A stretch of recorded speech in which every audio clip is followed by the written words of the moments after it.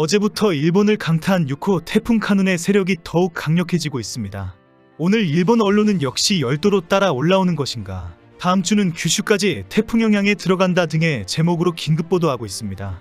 며칠 전까지 중국으로 간다는 기상예보에 넋놓고 있다가 갑자기 직강타당한 상황입니다.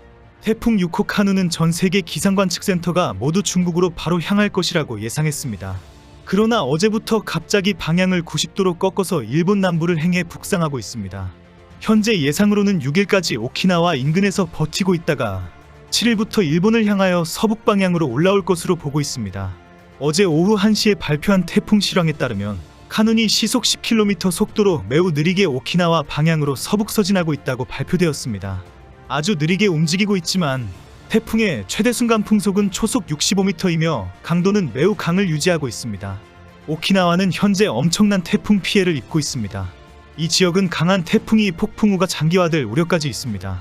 2일 태풍에 의한 비구름이 오키나와 본섬을 강타했고 오늘 오전부터 인근 사카시마 제도를 덮고 있습니다. 오키나와에서는 현재 많은 관광객들이 돌아가지 못하고 고립되어 있는 상황입니다. 각 항공사마다 수백 명씩 대기를 하고 있는 상황이지만 언제 항공편이 재개될지 확인이 되지 않고 있습니다. 특히 태풍이 일본 열도를 쭉 따라 올라간다는 예보에 많은 일본인들이 발을 구르고 있습니다. 언론의 취재, 농작물이나 과수원을 돌봐야 한다, 남아있는 가족이 걱정된다 등 하소연을 하고 있지만 대책은 전혀 없는 상황입니다. 오키나와 나하공항에는 먼저 탑승하려는 고객들이 대기하면서 돛대기 시장 저리 가라는 혼란 상태입니다. 모두 각자 자기 나름의 긴박한 사정이 있기 때문에 정신을 차리지 못하고 있습니다. 태풍 6호는 6일까지 오키나와 지방 넓은 지역에 장시간 거친 날씨가 계속될 것으로 예보되고 있습니다. 이 태풍의 영향은 만조 시기와 일치하기 때문에 많은 해안 지역의 수위가 높아지면서 큰 피해가 발생할 것으로 우려하고 있습니다.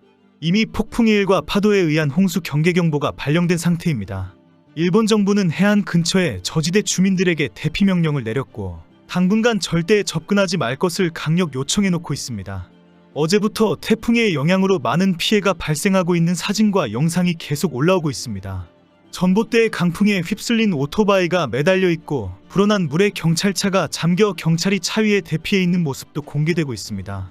언론 보도로 차고에 깔렸던 90세 남성이 사망했다는 뉴스부터 사망사고 소식이 계속 전해지고 있습니다.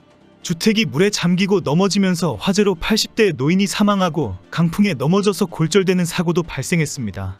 어제 오후에는 지붕을 고정시키려던 40대 남성이 강풍에 날아가면서 다리를 다치는 사고가 일어났습니다.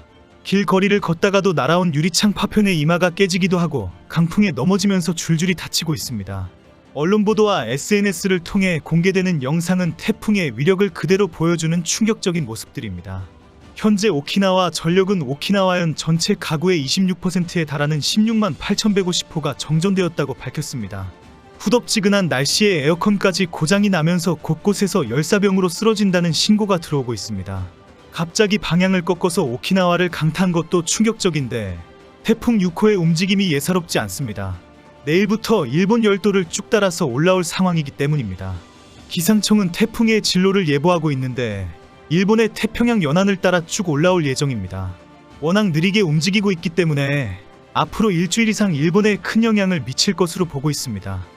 일본이 6호 태풍으로 큰 피해가 발생하고 있는 와중에 중국도 태풍 5호 독수리로 상당한 피해가 발생했습니다. 5호 태풍 독수리는 중국 베이징과 허베이성을 완전히 삼켜버렸습니다. 지난 사흘간 쏟아진 폭우로 수십 명이 숨지거나 실종되었고 자금성까지 침수되었습니다. 태풍 독수리는 지난달 28일 중국 동남부 푸젠성으로 상륙한 뒤에 동부 해안을 따라 최고 풍속 초속 50m의 빠른 속도로 북상했습니다. 결국 베이징과 허베이성 등 중국 수도권과 북구 내륙 지역에 많은 비가 집중해서 내렸습니다. 베이징은 오늘 오전 6시 기준으로 11명이 숨지고 27명이 실종되었다고 밝혔습니다. 베이징시는 대부분 지역에 홍수 홍색 경보를 발령했고 20여만 명에게 대피 명령을 내렸습니다. 웨이보 등 SNS에는 베이징 도시 곳곳이 물에 잠긴 모습과 차량 수십 대가 떠내려가는 모습이 공유되고 있습니다. 베이징시의 배수시설이 물에 잠기면서 결국 자금성까지 침수 피해가 발생했습니다. 자금성이 침수 피해를 본 것은 600년 만에 처음인 것으로 전해졌습니다. 허베이성도 지난 29일부터 1300mm가 넘는 폭우가 쏟아졌습니다. 강수량이 1m를 넘어선 것은 1883년 기상관측 이후 최대치를 기록한 것입니다. 베이징시는 지난 6월 23일부터 사흘 연속 최고 기온 40도를 웃도는 등 낮 최고 기온이 35도 이상인 날이 벌써 28일을 기록할 정도로 폭염 피해를 보고 있었습니다. 이런 와중에 5호 태풍 독수리가 강타한 것입니다. 다행히 중국 동남부로 접근할 것이라고 경고한 태풍 6호 카눈이 일본 방향으로 급선회했습니다.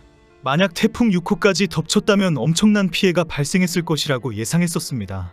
일본 오키나와와 중국 베이징이 태풍으로 큰 피해가 발생하는 가운데 오늘은 도쿄가 올해 들어 가장 더운 날씨를 기록하고 있습니다.